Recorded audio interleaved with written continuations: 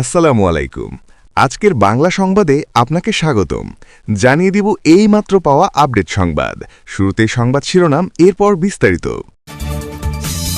তারেক রহমানের সঙ্গে ভারতসহ ৩ দেশ ও ইইউ-এর কূটনীতিকদের সাক্ষাৎ।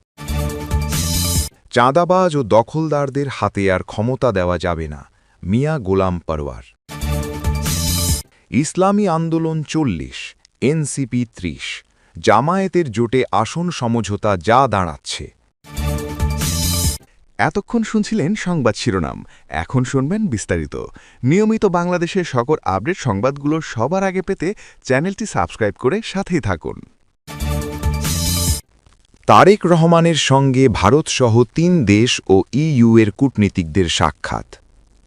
বাংলাদেশের চলমান রাজনৈতিক পরিস্থিতি, আসন্ন নির্বাচন, গণতন্ত্র ও কূটনৈতিক সম্পর্ক নিয়ে বিএনপির চেয়ারম্যান তারেক রহমানের সঙ্গে ভারতসহ ৩ দেশ এবং ইউরোপীয় ইউনিয়নের কূটনীতিকেরা সৌজন্য সাক্ষাৎ করেছেন।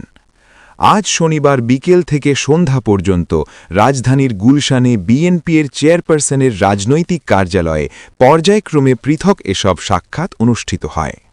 বিএনপির মিডিয়া সেল থেকে জানানো হয়, বেলা ৩টের দিকে প্রথমে তারেক রহমানের সঙ্গে সাক্ষাৎ করেন ইইউ-এর নির্বাচন পর্যবেক্ষণ প্রধান পর্যবেক্ষক ও ইউরোপীয় পার্লামেন্টের সদস্য ইভার্স আইৎজাস। এরপর বিকেল ৫টার দিকে বিএনপির চেয়ারম্যানের সঙ্গে সৌজন্য সাক্ষাৎ করেন বাংলাদেশে নিযুক্ত ভারতীয় উচ্চাকাঙ্ক্ষী প্রণয় কুমার ভার্মা। সন্ধ্যা ৬টায় তাঁর সঙ্গে সাক্ষাৎ করেন তুরস্কের রাষ্ট্রদূত রামিজ সেন। পরে সন্ধ্যা ৭টায় মিশরের রাষ্ট্রদূত ওমার ফাহমি তারেক রহমানের সঙ্গে সাক্ষাৎ করেন। এসব বৈঠকে বিএনপির মহাসচিব মির্জা ফখরুল ইসলাম আলমগীর, স্থায়ী কমিটির সদস্য সালাহুদ্দিন আহমদ, যুগ্ম মহাসচিব হুমায়ুন কবির, বিএনপির চেয়ারপারসনের উপদেষ্টা মাহদি আমিন এবং বিএনপির চেয়ারপারসনের প্রেস সচিব সালেহ শিবলি উপস্থিত ছিলেন। কূটনীতিকদের স্বাগত জানান দলের আন্তর্জাতিক বিষয়ক সম্পাদক মোহাম্মদ রাশেদুল হক। দলীয় সূত্র জানায়, এসব বৈঠকে পারস্পরিক সম্পর্ক, আঞ্চলিক স্থিতিশীলতা, বাণিজ্য ও জনগণের স্বার্থ সংশ্লিষ্ট বিভিন্ন বিষয়ে গুরুত্ব পায়। দ্বিপক্ষীয় সহযোগিতা, অর্থনৈতিক সম্ভাবনা, শিক্ষা ও সাংস্কৃতিক বিনিময় ও ভবিষ্যৎ সম্পর্ক জোরদার করার বিষয়ে মত বিনিময় হয়।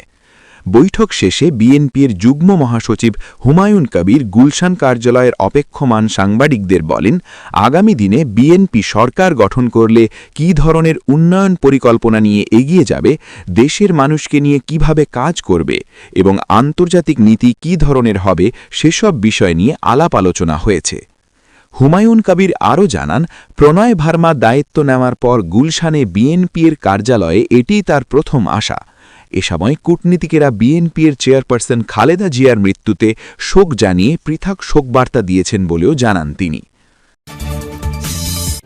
চাঁদাবাজ ও দখলদারদের হাতে আর ক্ষমতা দেওয়া যাবে না, মিয়া গোলাম পরওয়ার। জামায়াতে ইসলামীর সেক্রেটারি জেনারেল মিয়া গোলাম পরওয়ার বলেছেন, বিবেক দিয়ে বিচার করুন, কে দুর্নীতিমুক্ত, কে মানুষের ক্ষতি করেনি, কে সন্ত্রাস দমন করেছে।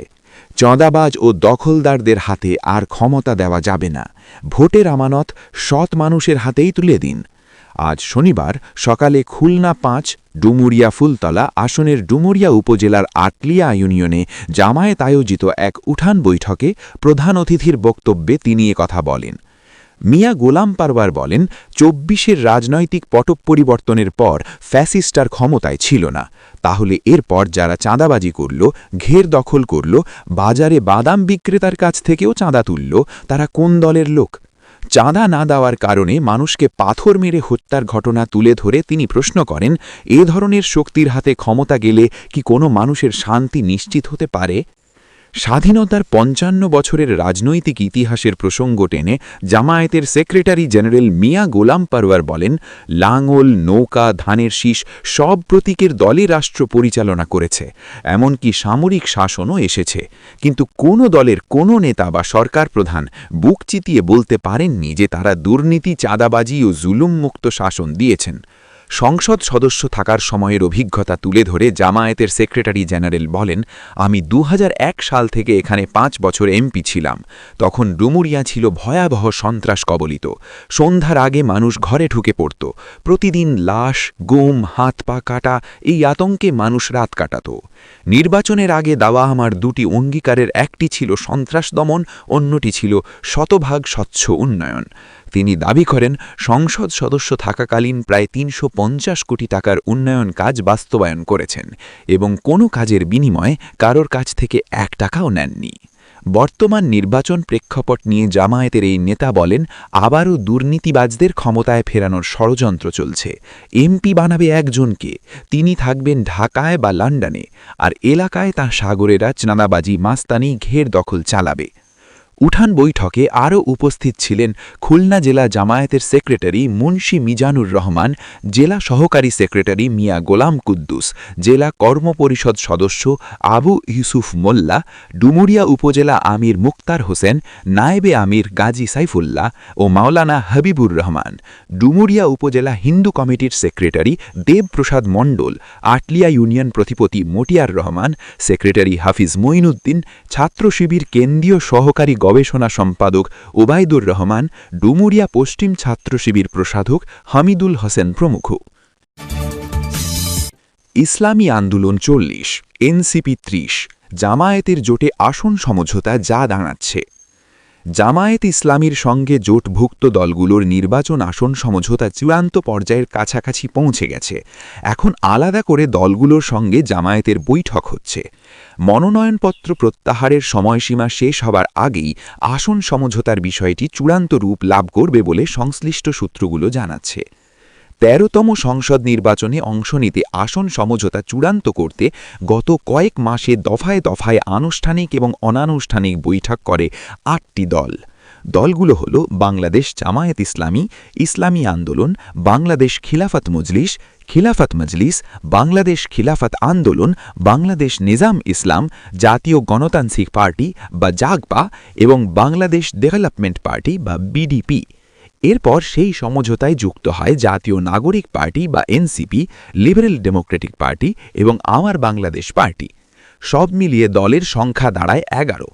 আলোচনা চলমান অবস্থাতেই জামায়াত ২৭৬টি আসন, ইসলামী আন্দোলন ২৬৮টি আসনে প্রার্থী মনোনয়ন দেয়।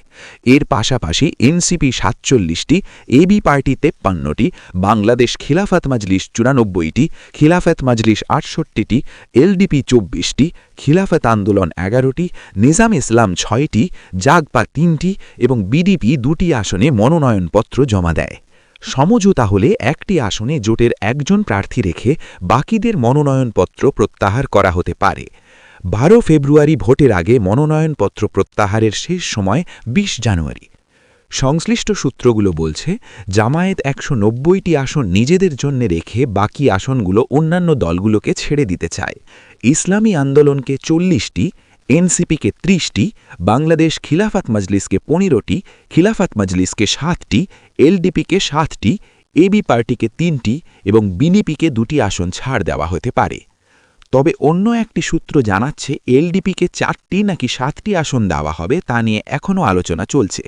সূত্র জানাচ্ছে, ইসলামী আন্দোলনের সঙ্গে গত কয়েকদিনে জামায়াত একাধিক বৈঠক করেছে। বৈঠক থেকে ৪০টি আসনে এক ধরনের সমঝোতা হয়েছে। তবে ইসলামী আন্দোলন আরও কয়েকটি আসন দাবি করছে। যেসব আসনে জামায়াত ও বাংলাদেশ খিলাফত মজলিসেরও শক্তিশালী প্রার্থী আছে। শেষ পর্যন্ত জনপ্রিয়তা ও যোগ্যতা যাচাই করে ইসলামী আন্দোলনকে আরও কয়েকটি আসন ছাড় দিতে পারে জামায়াত। এনসিপি যখন আসন সমঝোতার আলোচনায় যুক্ত হয় তখন তাদের ৩০টি আসন ছাড় দেওয়া হবে এমন আশ্বাস দেওয়া হয়েছিল বলে দলের নেতারা জানিয়েছিলেন। তবে এরপর আসন কিছুটা কমতে পারে এমন গুঞ্জন ছিল। তবে জামায়াত সূত্র জানাচ্ছে, এনসিপিকে ৩০টি আসনেই ছাড় দেওয়া হবে। এনসিপির আহ্বায়ক নাহিদ ইসলাম আজ শনিবার হোটেল ইন্টারকন্টিনেন্টালে ইউরোপিয়ান ইউনিয়নের নির্বাচন পর্যবেক্ষণ দলের সঙ্গে বৈঠক শেষে সাংবাদিকদের প্রশ্নে উত্তরে এড়িয়ে যান যে জোটে তারা কতটি আসন পাচ্ছেন তা ২-১ দিনের মধ্যেই জানানো হবে। বাংলাদেশ খিলাফত মজলিস ২৫ থেকে ৩০টি আসন চায়। সমঝোতা না হওয়া আসনগুলির কয়েকটিতে ছাড় চায় বাংলাদেশ খিলাফত মজলিস। তবে জামায়াত সূত্র জানাচ্ছে, দলটিকে শেষ পর্যন্ত ১৫টি আসন ছাড় দেওয়া হতে পারে। প্রিয় দর্শক, ভিডিওটি কেমন লেগেছে অবশ্যই কমেন্ট বক্সে জানাবেন। বাংলাদেশ সহ বিশ্বের সকল আপডেট সংবাদগুলো সবার আগে সবসময় এই চ্যানেল থেকে পেতে চ্যানেলটি সাবস্ক্রাইব করে আমাদের সাথেই থাকুন। আসসালামু আলাইকুম ওয়া রাহমাতুল্লাহি ওয়া বারাকাতুহু।